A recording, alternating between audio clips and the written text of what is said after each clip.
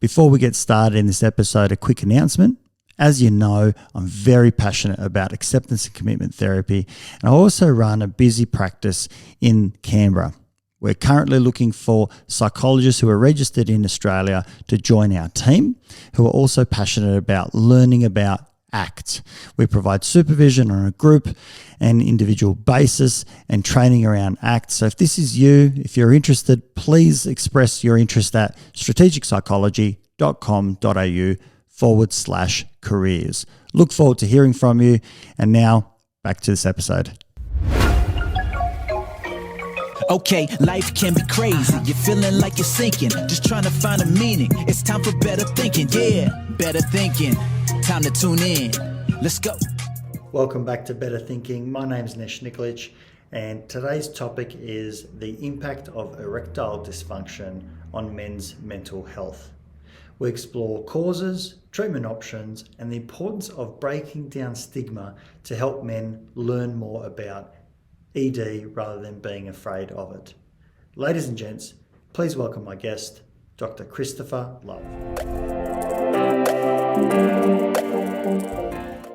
Chris, a big thank you for coming onto the show. I know that you just raced out of our surgery to come here and talk to us. So I really appreciate the emphasis that you've put on really our topic of the mental health aspects of the impact of erectile dysfunction.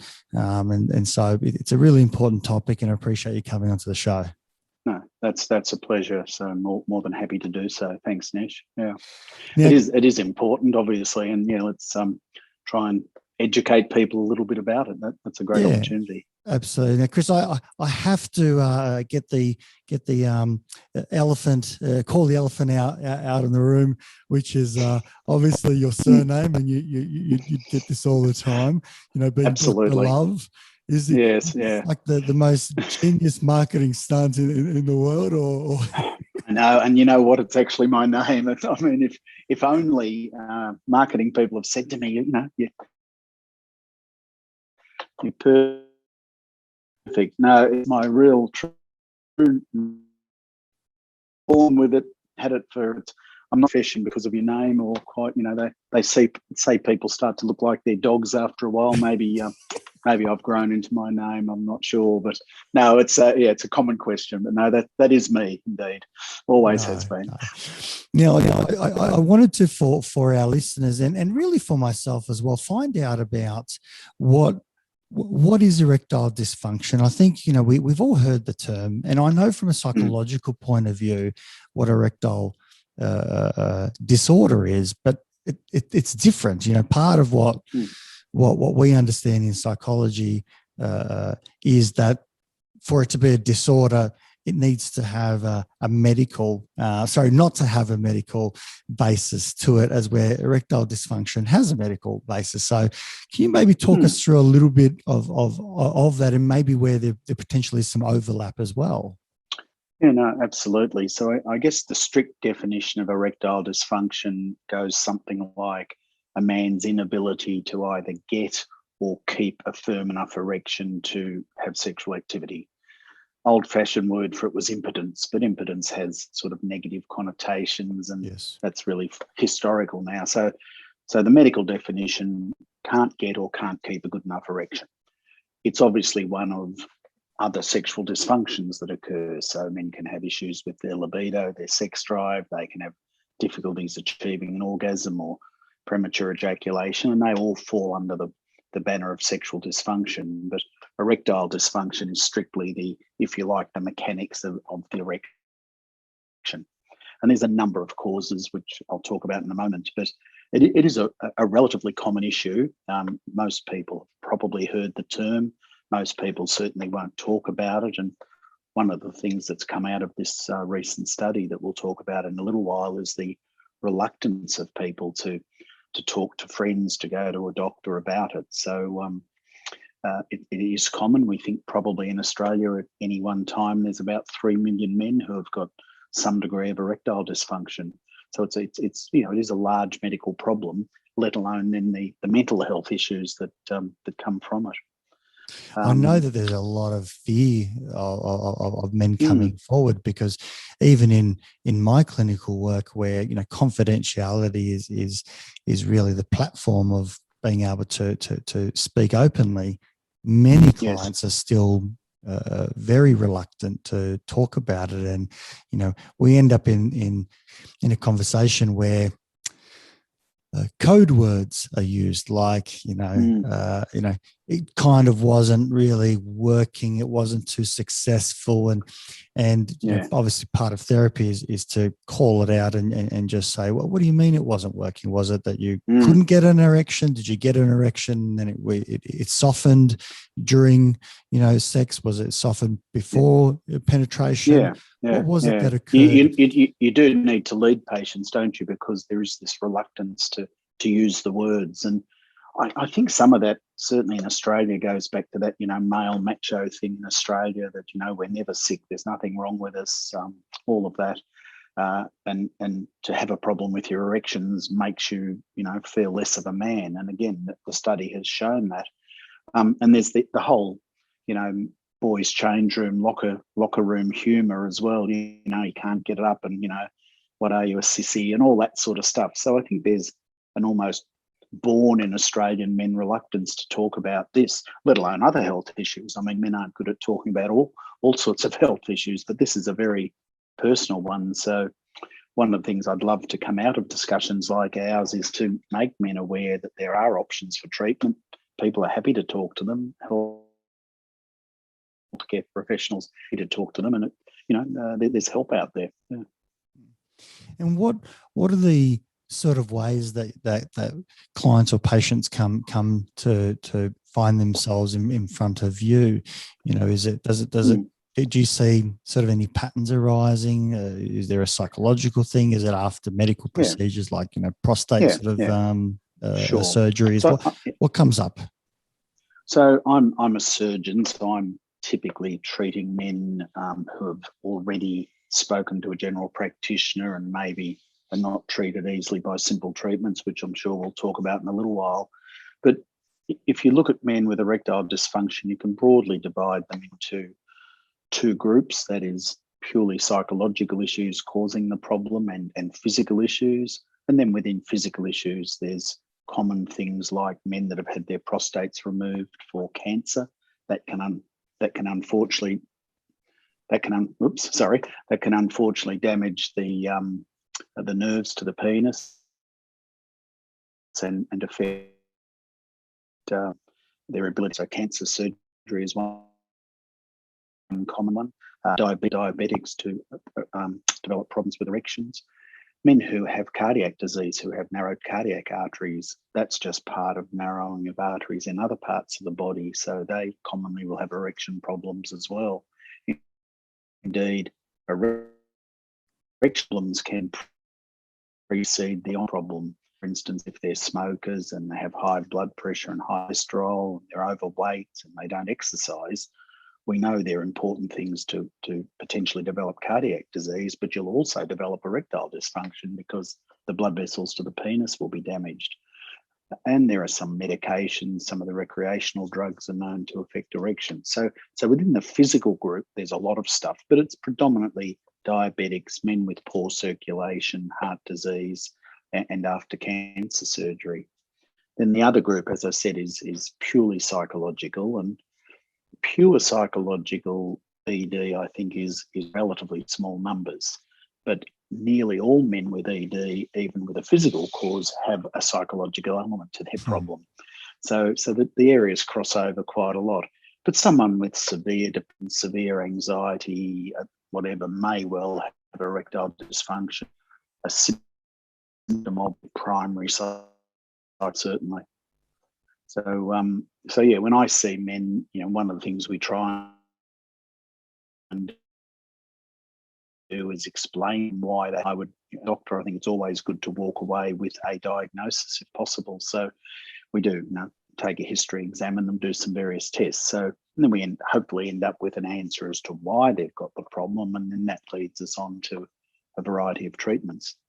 But the thing I've found over all the years I've been doing this is the psychological side of it, which I'm a surgeon, and typically surgeons aren't particularly good at chatting to people about psychological issues, but you find yourself learning about this, and you find that you need to, and it's important. And nearly all these men say something like, I just don't feel so good about myself. I can't talk to my wife about it.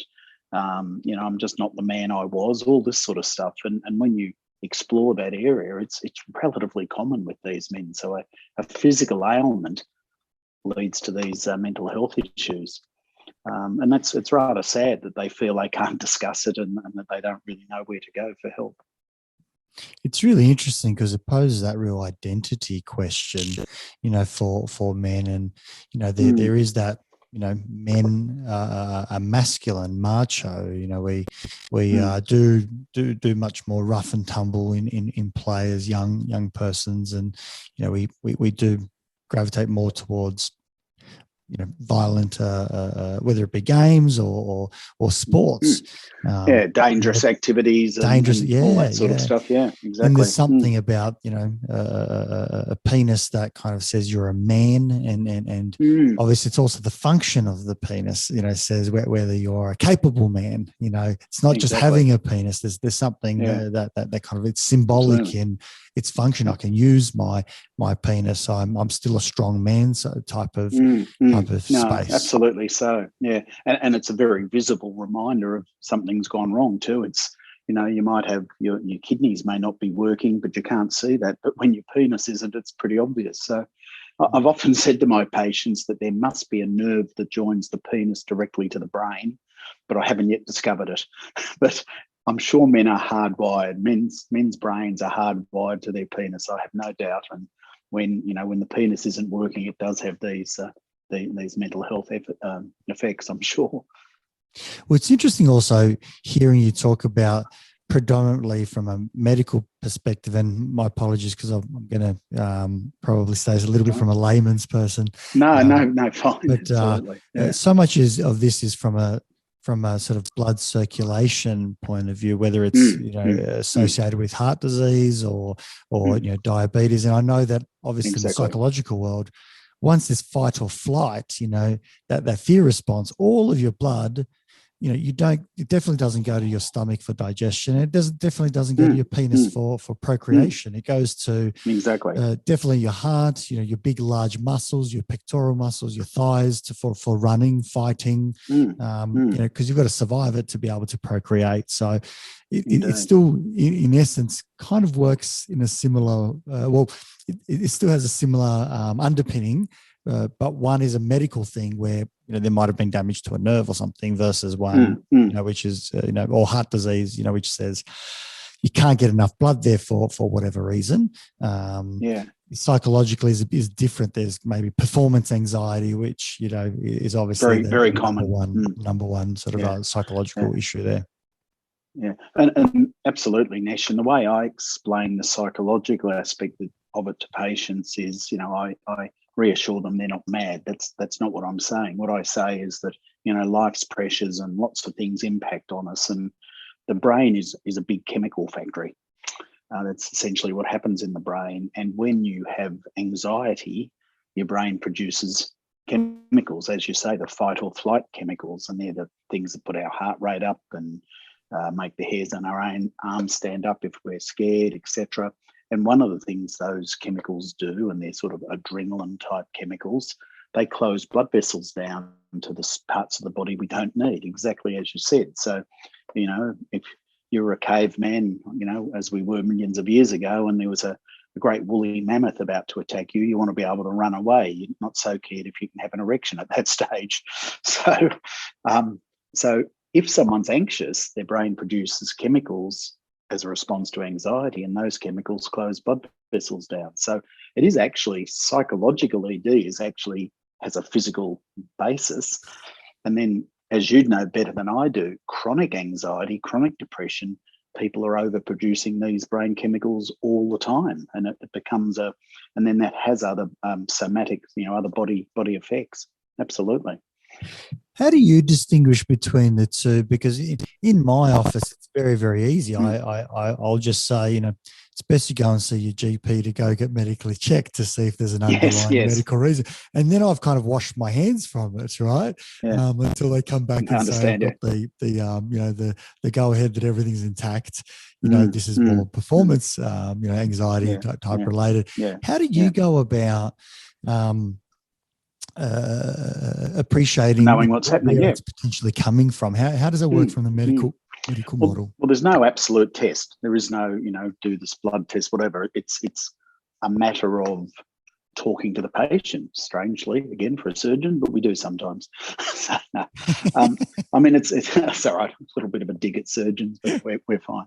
So in medicine, typically what you do is someone sits across the desk and you ask them about their symptoms. What are they noticing?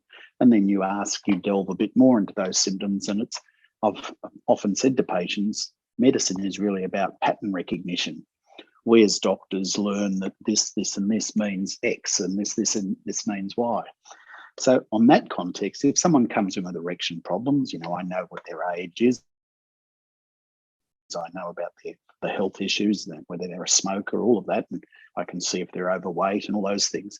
But the specific sort of things I want to know are, does this happen every time? If you masturbate, can you get a good erection, but you can't when you're with a partner? Is it different with different partners? Do you wake up in the morning when your bladder's full with an erection? Because our understanding is erections at any time need the same basic mechanisms to work. So if you can get an erection in one situation and you can't get it in another, it's likely to be the anxiety component and the brain chemicals. So for instance, if a man can masturbate, but when he's with a partner, he fails, I say to them, well, you explain to me why that is.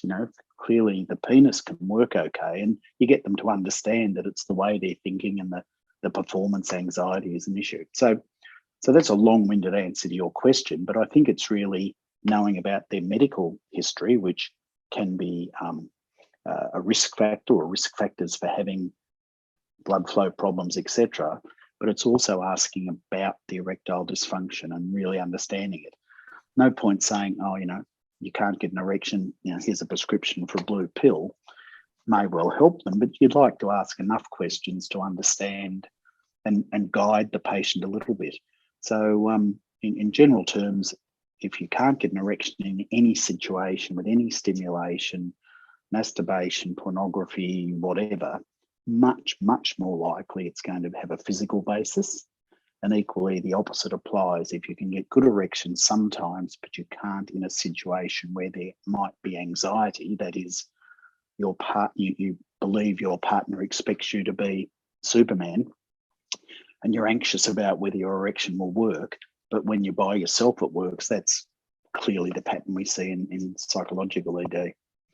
And we'll do blood tests for hormone levels, testosterone, and all those things, but it's really a diagnosis that's largely made from history taking with the patient. I'm assuming there is, from a medical perspective, probably all age ranges can present to you. But what are the general patterns that you see? Does it happen, a little bit more in older age because the medical ailments start to show up as we age? What do you see? Yeah, absolutely. So if we look across the Australian, probably any Western country population, probably there's about up to 20, maybe even 25% of all men have got some degree of ED.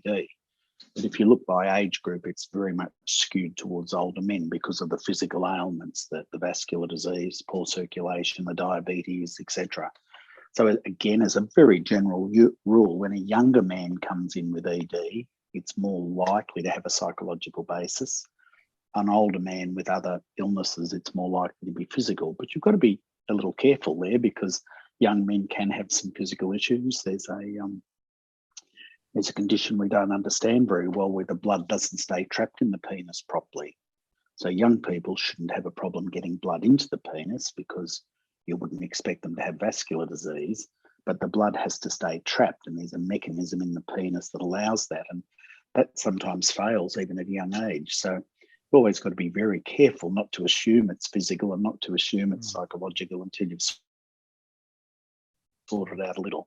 And as I said earlier, there's this huge overlay anyway.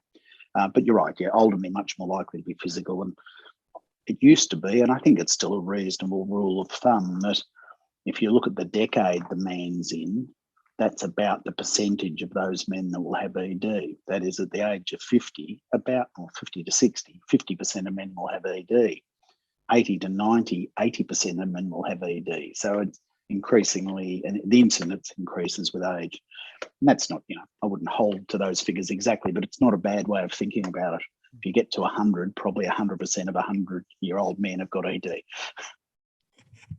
But it's interesting. It really exemplifies the understanding that it's extremely common. That this is very much cardiovascular type of scenario that just starts showing up. It's almost like when people start saying as they age, and I'm not there yet, but we'll be approaching in time.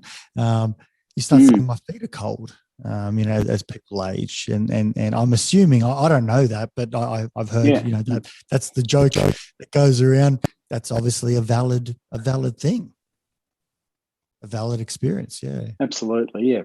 So So things unfortunately don't work as well as we get older, even if we're in very good health, and that's why erections, for instance, fail as we get older. But other health issues impact on it. So, we see men in their 40s or 50s who can have cardiac disease or vascular disease. And as I was saying a little earlier, if a man comes along at a relatively young age with ED, late 40s, early 50s, you're always interested to see if they do have vascular disease, because that has an implication for their general health. Because if they've already got vascular disease affecting the penis, they may have undiagnosed vascular disease elsewhere, like important stuff like coronary artery disease. So the ages are interesting. As I say, the younger, more likely to be psychological, older, more likely to be physical. But you've got to be very careful not to categorize people too readily without really understanding their problem. Sure. And obviously you're a surgeon, so you get to see the whole spectrum, everything from mild intervention or low end intervention all the way to the more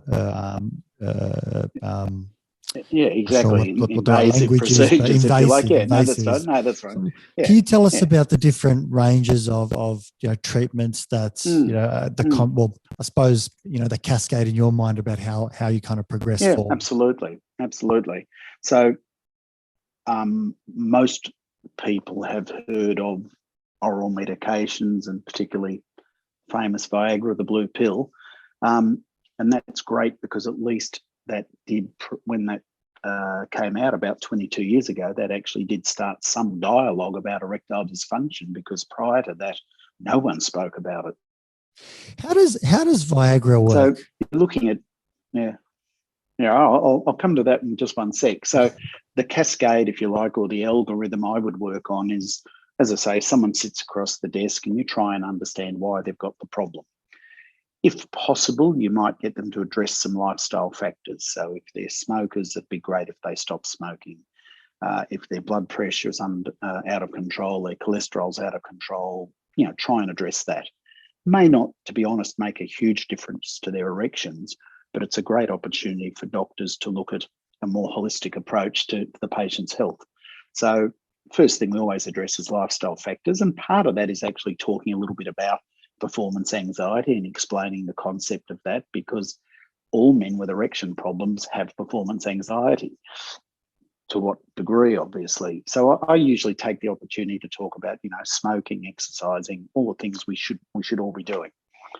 The first, I guess, true intervention are the tablets, the erection tablets, of which Viagra is the best known. Viagra's real name is sildenafil, and there are 3 others on the market in Australia: tadalafil, avanafil, and vardenafil, all with different trade names. They all basically work the same. And what these drugs do is they work on a chemical in the penis to allow the blood vessels, the arteries taking the blood into the penis, to open up more than they normally would. So there's a chemical in the penis that is trying to close blood vessels down. So when you have an erection, brain sends a message through the spinal cord, the nerves down in the pelvis that go to the penis, and they make the arteries in the penis open up so more blood goes in. But while that's happening, there are chemicals in the penis trying to close the arteries down. It's a sort of a closed loop, if you like. So what Viagra and the others do is they block the chemical that's trying to close the arteries down. So the arteries therefore can open up more and open up for longer because we've blocked the chemical that's trying to close the arteries down. So what that means is these tablets don't give you an erection. All they do is make your erection better. You still need the stimulation and you need all the working bits to be working for these drugs to work. So they enhance your erection, they don't give you an erection. Trouble with them is if you've got severe vascular disease, the arteries still can't open up enough. If you've got the blood not staying trapped in the penis, as I mentioned earlier, these drugs won't work because they're about blood getting in, not blood being trapped. If you've got really severe anxiety and you're producing a lot of brain chemicals, that's strong enough to overcome the effects of these medications as well. And then the other practical issue with them is you need to take them 45 minutes or an hour before you have sex because they need to get into your bloodstream into a high enough concentration. So much as Viagra was a great revelation and still is a very useful drug, there are some issues with them. A couple of the others are a little different. One medication, for instance, stays in your body for over 24 hours after you take it. So that means you could take a tablet in the morning and have sexual activity that night and get the benefit of the tablet you've taken in the morning without having to pre-plan. So that's quite good for spontaneity, for instance. So there's, with the medications, we tend to tailor them a little bit to what the man wants. My gentleman I was speaking to yesterday, literally he and his wife will have sex on a Saturday morning and a Sunday morning every week. That's been their long-term pattern. So he can take one of these long-lasting Viagras, which is called tadalafil, on a Friday night, and it actually lasts right through and to both Saturday morning and Sunday morning. He can have spontaneous sexual activity with the benefit of the tablet. So you do tailor them a little bit. And that's why they're popular, because they work for a lot of men.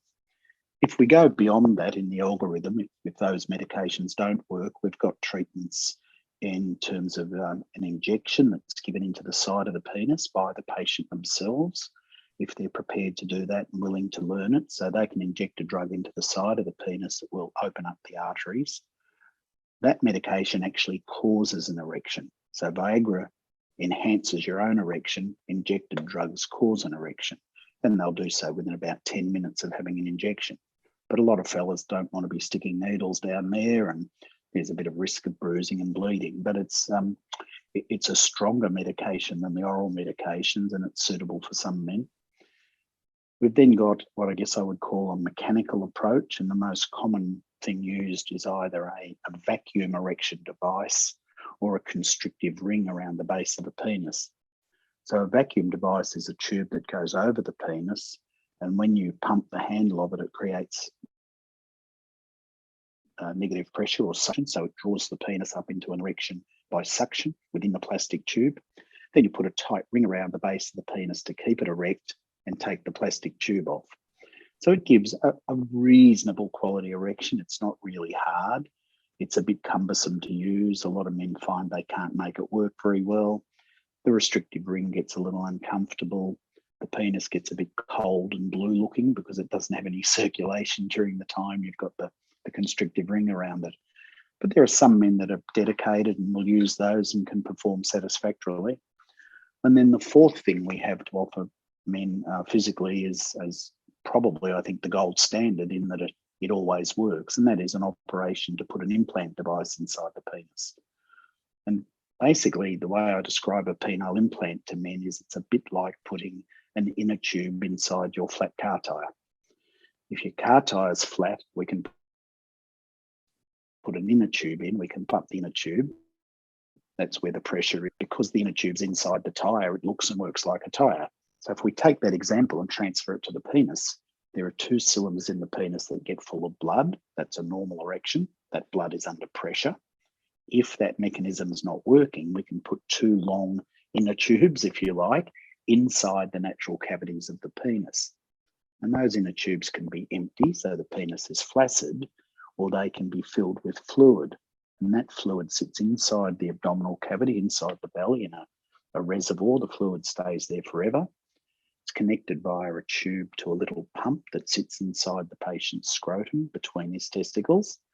And then those tubes connect to the cylinders or the inner tubes in the penis. So the man can feel in his scrotum, feel a little pump, squeeze on it.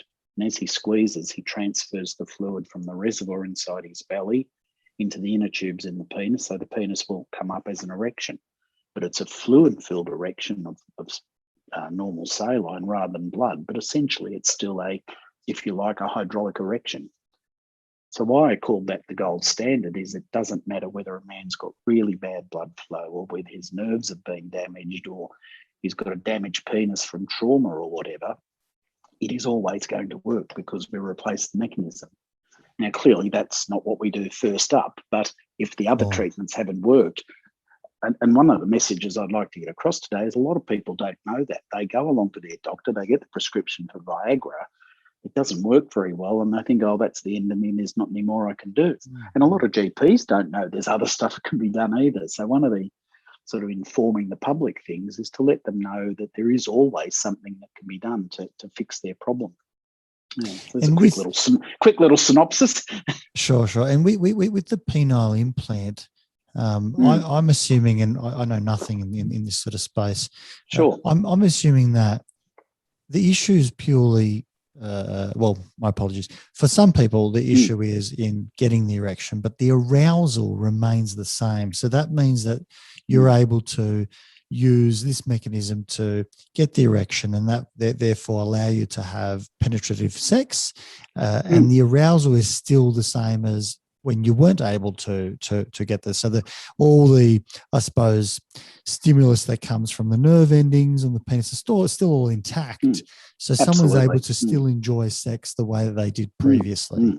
Yeah, a penile implant is purely treating erectile dysfunction, that is not able to get or keep an erection. And that's and it does that very, very well. It gives you a good erection.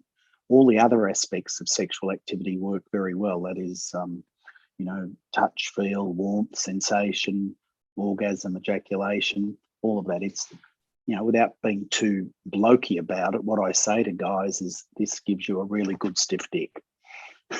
Sure. And that's what it does. It's a great way of getting an erection. It doesn't make any of the other aspects of sexual activity better or worse. But if you want to have penetrative sex, here's a guaranteed way for it to work, and you'll still have touch and warmth and orgasm, etc. And that's why they're a great device. But clearly, if you can get an answer with a simpler approach, you would do that first up. Sure. And how often? I mean, I know you're in surgery today, and I'm assume you do lots of different surgeries, not just just this, no. But that's right. But how many of those would you do? I don't know if I say annually or something. I'm not sure. Sure. So numbers. So interestingly, given how many men in Australia have erectile dysfunction, as we mentioned earlier, the number that come through to have a penile implant in Australia would be less than 1,000 a year in the whole country. In the whole country, wow. Which, and we say there's 3 million men that have got erectile dysfunction, and there's a whole lot of reasons for that. Reluctance, lack of knowledge, etc., etc. I do more than anyone in Australia. I do about 100 a year myself, and then there's other surgeons around Australia who do smaller numbers. So it's a fairly specialised area, and if you're doing a lot of them, you get good results in terms of less chance of infection and establishing a good length of the penis and lots of stuff like that. But yeah, there's less than 1,000 done in Australia, interestingly, when we have a lot of men with erectile dysfunction. And it goes back a bit to what I was saying. If the blue pill doesn't work, they'll sort of think, oh well, that's it. There's nothing else that can help me, which is a shame, because there is. You must see a lot of men who obviously come and they get to that point where the first level intervention hasn't helped, and we might get to that point where we have a conversation around a penile implant, and there's still reluctance, or a reasonable choice. Someone says that it's not for me. Do you still see a lot of psychological anguish, pain? Oh, absolutely, yeah, for absolutely. those people? No, indeed. I mean, as I was saying a little bit earlier, one of the things I've come to appreciate as a surgeon talking to people about this is how much mental health problems develop. And that then becomes a dilemma, because if you've got someone who's failed the simpler treatments, the tablets don't work, or they don't want to use injections themselves or whatever, and an implant's their only option, albeit a good option, but it's their only option, some people will not take the step to have surgery. Either it's not important enough to them, or they're scared, or whatever. And then those fellas and those couples are left in a difficult situation, because we don't really have anything to offer them, and yet they've got all this relationship, self-esteem problems, etc., depression. But yeah, that's a difficult group. So I'm pretty good at explaining to people what an implant does and reassuring them, etc. So I think most that get to that stage will probably then proceed, which is I've heard, and that's partly why this recent study on the mental health issues was undertaken. What I've heard from a lot of men, and I've got a number of men in their 80s who have had penile implants, is something like, I feel more like a man now, I can have an erection again, or words to that effect. And I know some of my fellas in their 80s, they probably pump the thing up 3 times a year, and they maybe don't even have sexual activity, but they'll say something like, I just feel more like I'm a man again. So it goes back to what we're saying, the penis and the brain are hardwired. And so I find it quite reassuring. And I say to some patients, I'm practicing urological psychiatry, because I'm helping their mental health problems by doing an operation on them. Not I exactly, imagine, but you know what I mean.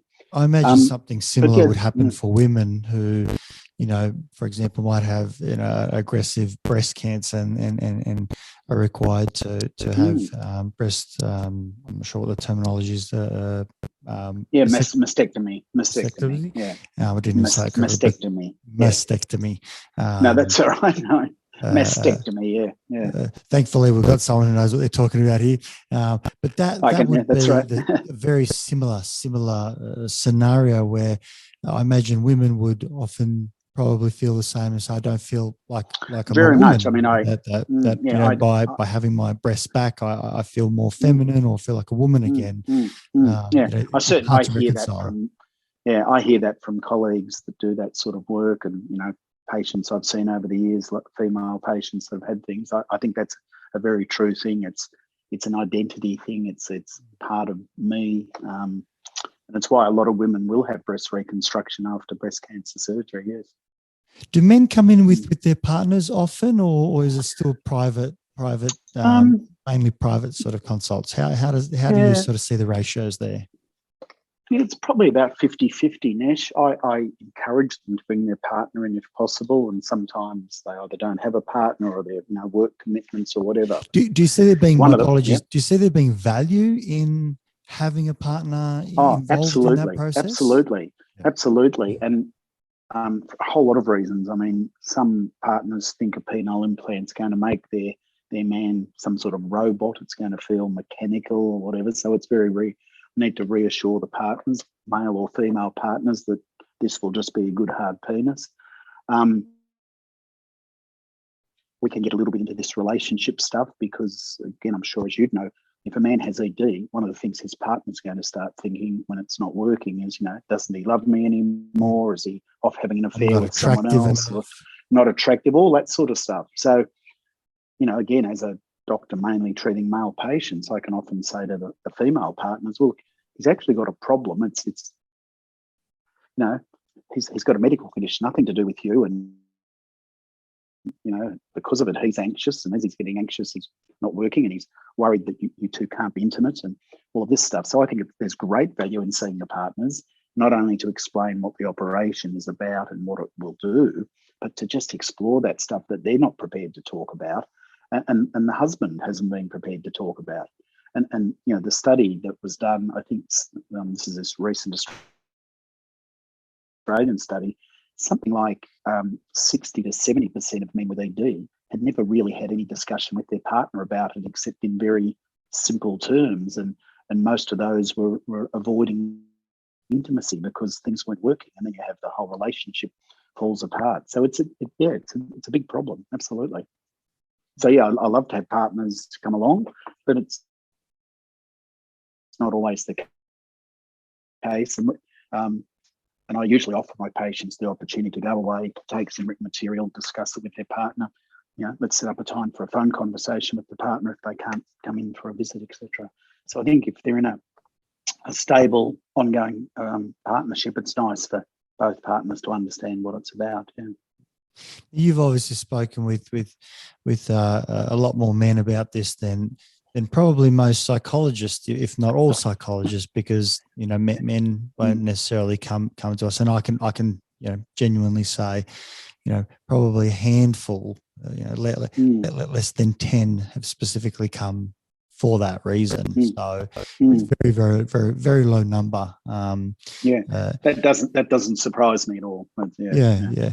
What are the sorts of things that you've seen from a pattern recognition, perspective, have been helpful for men to know, to hear about their ED, that's helped them to reconcile what's happening for them? Are there any things that have given comfort to men, like, for example, knowing that there are many men out there? Or absolutely, what sort of things have you noticed that have made a difference?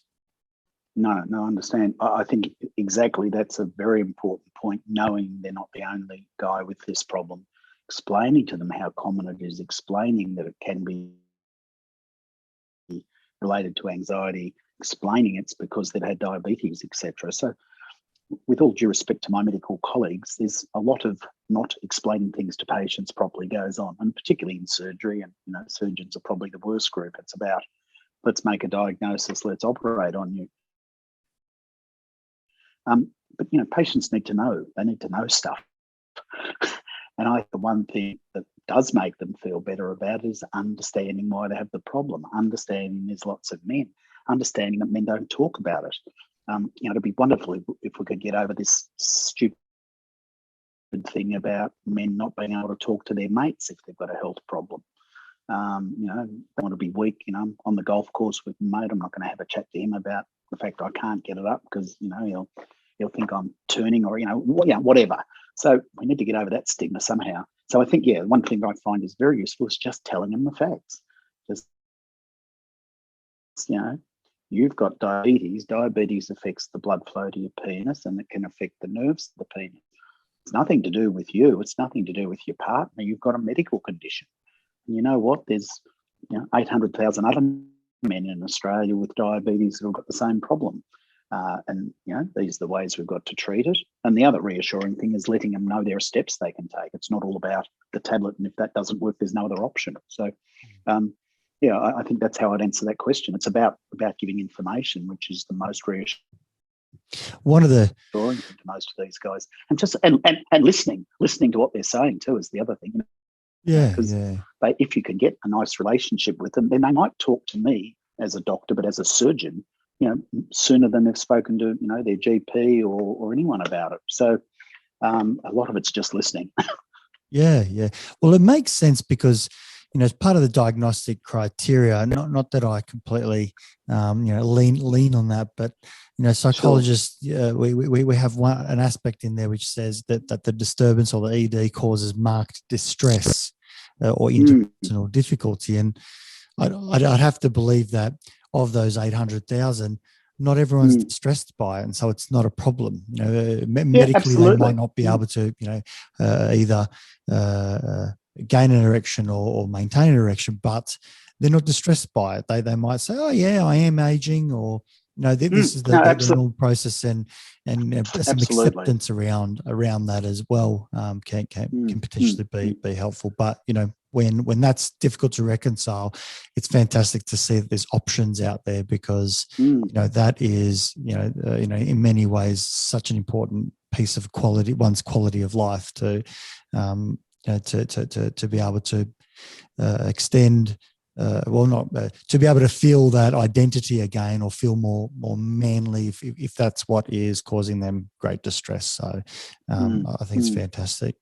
No, I think that point about distress is very important, because it probably answers some of that question about there's 3 million men in Australia with ED, and there's only a small number that have this treatment or that treatment. And some of it, as I said, is they don't know and they don't understand, or they won't approach a healthcare professional about it. But some of it is, look, okay, this is me, it's not working anymore. My wife and I are not that interested anymore anyway, or we're happy to have a cuddle. And so, an acceptance and understanding that these things happen with age, absolutely. So that probably, again, reassures some of them. Some of them will come along, small number probably that come to me, but they'll come along saying, well, all I wanted to check was this didn't mean I've got prostate cancer, or this didn't mean I've got something else. So when you can explain to them it's just a deterioration in blood flow with age, that's often enough for them, yeah.